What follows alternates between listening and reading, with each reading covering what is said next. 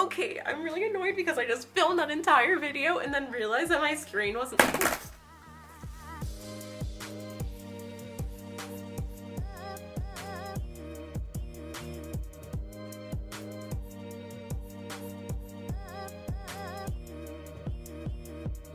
Welcome to my channel, or welcome back to my channel. My name's Nikki and I am back at it again with another video today.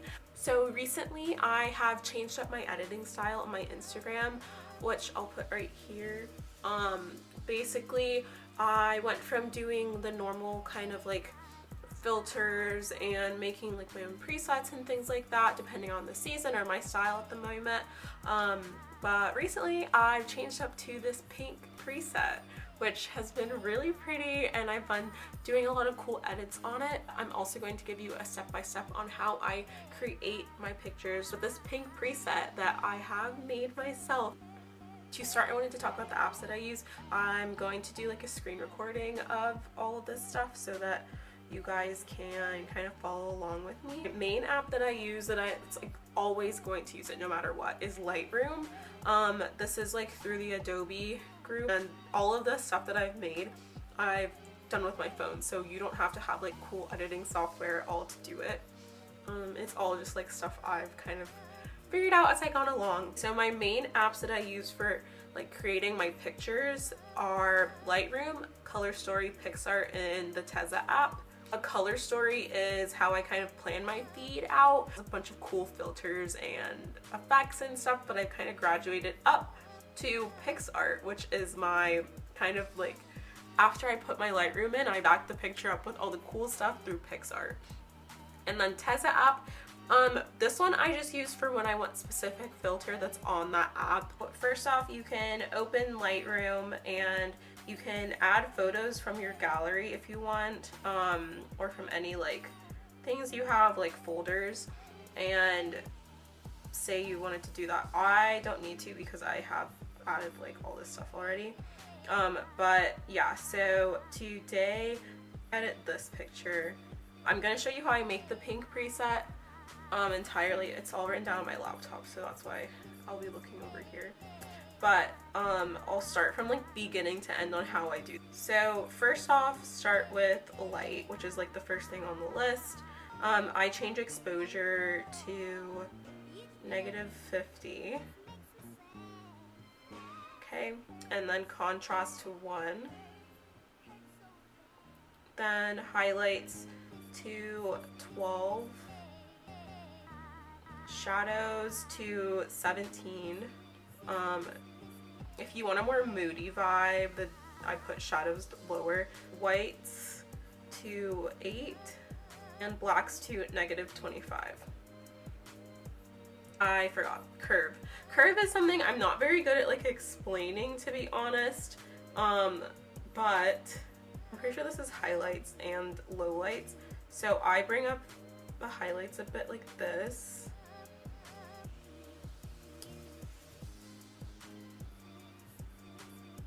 Bring up the highlights a bit and then pull them down as well to get like a more moodier tone with my pictures.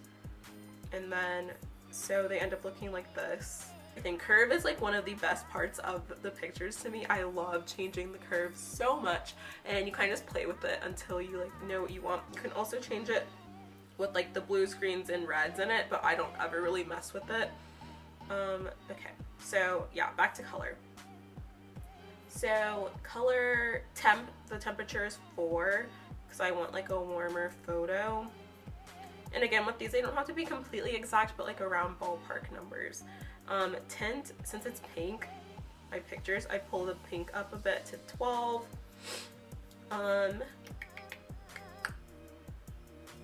Okay, then with vibrance and saturation, I just kind of chill and leave them a bit. And then I go to the actual color mix, and with this you can change like specific colors in the photo. You can just like specifically target that area. So with reds, the hue, I put the hue down -13. Whatever, it's okay if it's not exactly that. And then -1 for saturation. Okay, and then -5 for luminance. Luminance makes something darker or brighter. I might make it a bit darker than -5 because that's just me. So I'm gonna make it -25. Okay. And then so orange and red are like the colors that make someone's skin tone usually. And so with red, if you have darker skin, red is what like kind of really changes that up a lot. Orange changes lighter skin often, more often than not. But so this one's like a pretty powerful tool because as you can see the way that this is sliding, yeah, it changes a lot about the photo. So hue -3, and then -13 for the saturation, and then -23 for the luminance because I like to make my skin look more vibrant and healthy / refreshed, so I usually darken it up. Yeah, -24, 23, whatever, close enough. Okay, then for yellow, -34 for the hue. And as you can tell, like some of this won't change for this picture. This is the preset that I put on all my pictures, and then I edit it accordingly once it's all in. So like this picture doesn't really have much yellow in it, but for some of my other ones, it would really make a difference. Okay, 17, and then 3 for the luminance. Green, -39.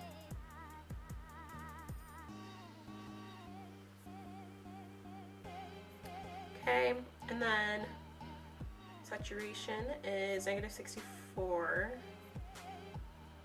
65, whatever, close enough. And then 0 for the luminance. Yeah. For the aqua color, -20 for the hue. 14 saturation, or 15, whatever, and and then 0 for the luminance again. For blue, -44.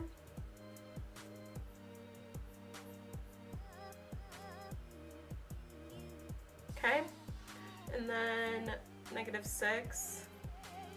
The saturation, luminance is 0 again for this. Purple, I just changed the hue to -10. And then for the pink, it's just all the way over at 100 for the hue. With the color done, I go over to effects. And then for this, I just changed the clarity to -12. That makes the picture more like detailed or less detailed, as you can see. Dehaze, lighter or darker, more vibrant or paler, but desaturated I guess is the better tone. Hazy, for this one I just leave it.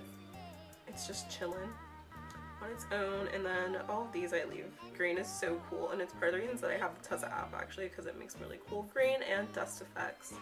So with green, I'm actually going to put some in because I really think it makes the picture really pretty and like kind of vintagey looking. So 40 for green. Then to detail, I sharpen the heck out of my pictures. So pull this baby to 85 or 86. And then you can also like change all this stuff, but I never do.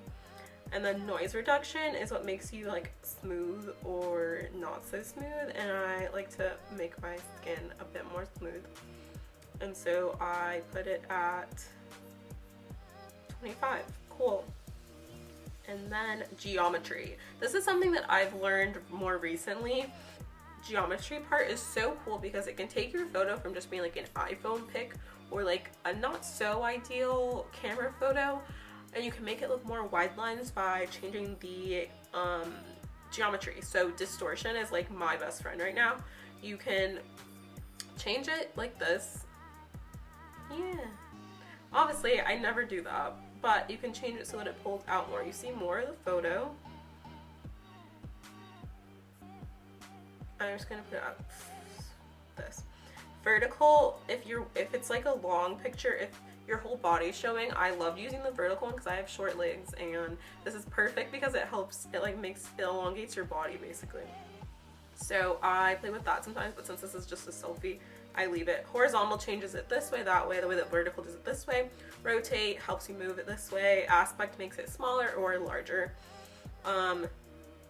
Yeah, cool. And then you also always want to like tick on the constrain crop because then it gets rid of that other stuff that's in the photo from before.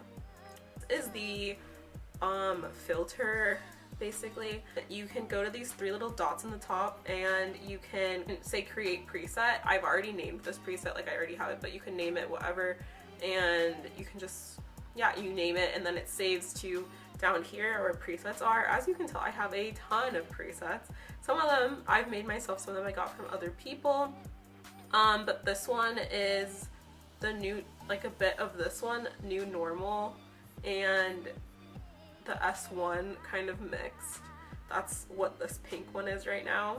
And so that's this filter. And if you want to copy it and put it onto other things, you just press copy. If you copy settings, and then you can place it onto another picture if you wanted, say this one because it's pretty similar. Paste settings, there you go, then it's there. Yeah, so cool. So that's what you do with Lightroom. Then you can go here, export it to camera roll, whatever, you save the photo like that. Next after that, I go to Color Story, which is like my other one. As you can see, this is like old pictures that I've already posted, but you can add this picture in. Up here at the top, you can edit it on here. It has tons, I love this app. It has all these different filtered things. They're so cool. You can say there's literally so many. Is that I like to change the hue shift. So hue shift is how you can change the color. It changes like the physical color of the image. So since I'm doing this whole pink thing right now, I like to change it here and I put the hue on here. But as you can see, you can change it to any color you're trying to work with. I'll do 6. Yeah, okay, 6. So as you can see, like that's what it looks like now. It's a bit of a change, and then I'll just save it to grid again. And with the grid, you can like move it down to here. So that's what it looks like now. Still not pink the way, like still not exactly how I'd love it. So next I will go to PixArt. This is where the fun starts. Here again, you can pull your picture from PixArt. What I do first is I go to Effects, Wave.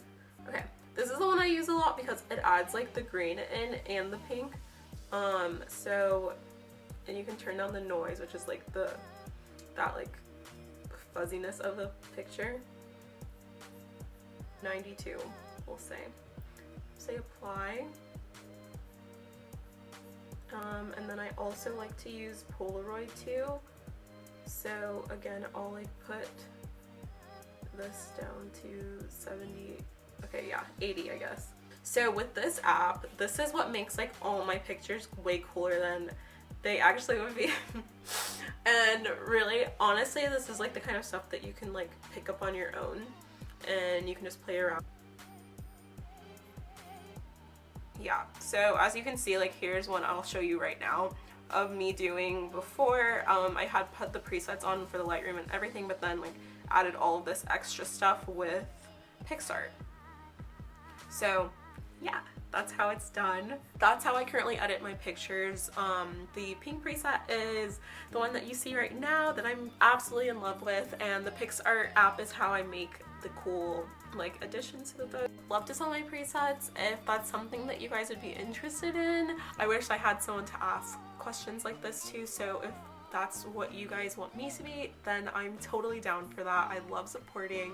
Don't forget to like, comment, share, subscribe, whatever it is that the other YouTubers tell you to do, and I will continue doing this stuff. And let me know what else you want to see down below, or pop over to Instagram and send me a message. I'm super active on there. I post like almost every single day. And I hope to see you on the next one. Okay, bye!